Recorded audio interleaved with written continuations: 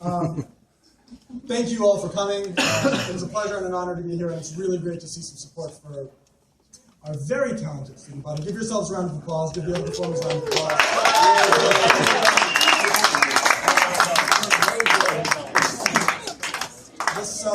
This poem's a little strange. I thought about it a lot. I gave it a lot of thought before writing it, and it's something I'm very proud of despite its unconventional format. And I've never performed it to a Western audience before, so I'm intrigued what your perspective will be. Please feel free to approach me afterwards or talk about this kind of stuff. I could go all night. Without further ado, here's my poem, Man.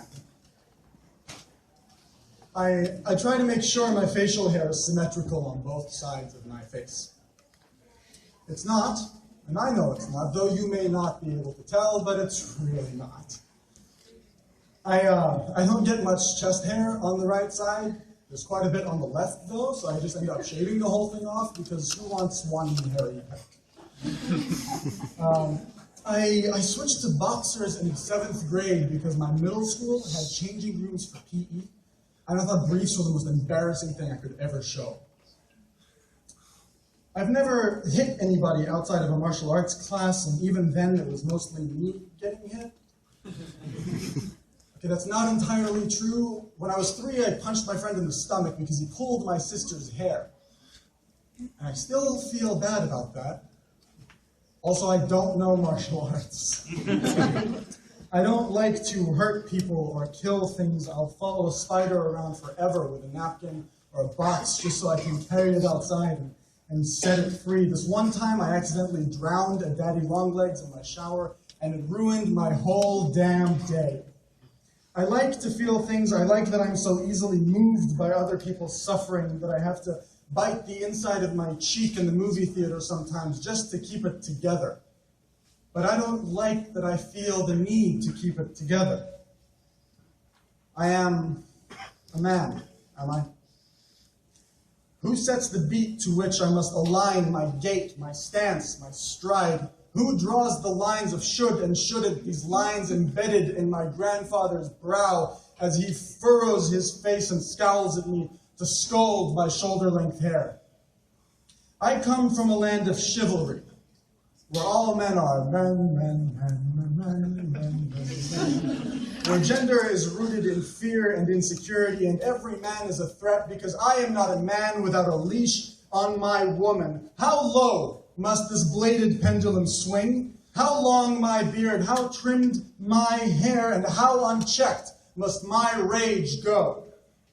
How low must this pendulum swing? No, I ask you, how low must my scrotum hang? I come from a line of angry men, old and hard with saddened eyes, men of principle and veracity, traders, merchants, and builders. But I come from a line of free-spirited women, socialites, teachers, and artists who look their best and speak their minds and hardly age at all. I am not a creature of honor. Shame brings with it the comfort of my own moral fallibility. I am not a creature of honor. I am not a creature of lineage or conquest. I had a cat that marked his territory right into our TV set and fried the whole thing. But I will not graffiti my alleyways with crude phalli spewing armchair warrior slogans across the concrete. My best friend growing up was a whore in the kiss and tell sort of way. A real ladies' man. He was a real bastard, I'll tell you that much. But I will not line the walls of my den with taxidermied lovers, nor will I cage my dove for fear of a hawk. Does the absence of glimmering swords take away from the radiance of her smile? And what good are these powerful minarets without the sweet song that echoes across them? I have not, after all, fallen in love with a fish in a bucket. I have not fallen in love with a fish in a bucket that will dart away, never to be seen if she ever touches the sea again. Which raises the question, why the bucket?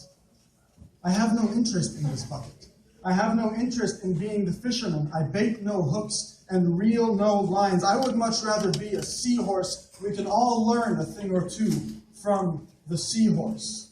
So enough with this nonsense of honor and chivalry, enough of this predefined manliness and rhetorical flag waving, enough of cages and lures and foxes in the chicken coop. I see a lioness and her fawn under acacia shadows, while my 30-something-year-old compatriot playboys are on the prowl for pretty young things in search of a fantasy, wearing cravats of woven chest hair, resting over shirts not quite buttoned, and Ralph the polo player getting bigger and bigger. I have no fur coats, and I won't sport any swag.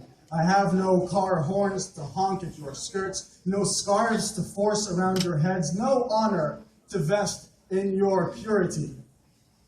I have only my faith in love, and whatever flaws that may bring. So tell me, please, what is it then to be a man?